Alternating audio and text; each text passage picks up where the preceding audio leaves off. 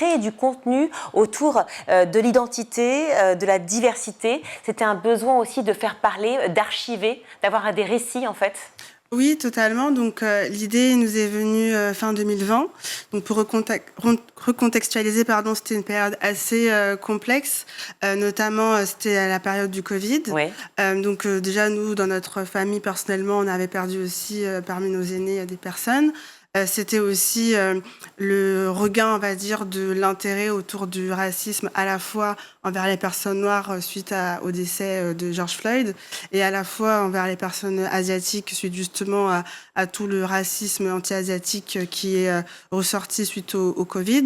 Donc on était un peu à l'intersection d'un enjeu d'archiver des récits de personnes de nos aînés en fait issus de l'immigration qui on a réalisé qu'en fait une grande partie de notre identité, notre culture reposait aussi sur elles et cette identité, cette culture pouvait être aussi un peu fragilisée par la migration. Donc le fait de voir nos aînés particulièrement touchés par le Covid, il y avait aussi un enjeu de en fait, toutes ces histoires, il faut on les récolte et qu'on les raconte.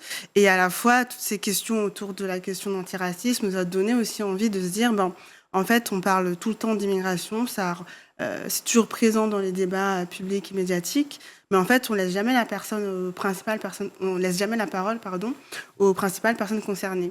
Et donc là, l'idée, c'était de se dire, on va faire des vidéos pour laisser parler les personnes issues de l'immigration, pour qu'elles puissent raconter leur parcours et leur expérience en France.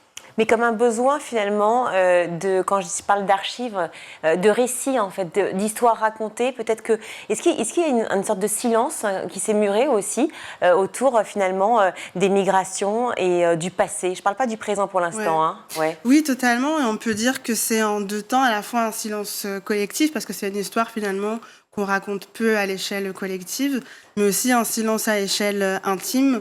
On s'en est rendu compte quand on faisait des interviews parce qu'en fait, on allait auprès des personnes qu'on interviewait, donc chez elles.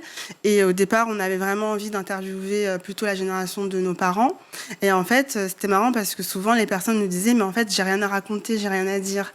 Et même quand on arrivait à les toucher en passant par leurs enfants, par exemple, ils me disaient, mais en fait, en assistant au tournage, j'ai appris des choses que mes parents ne me disaient même pas, en fait.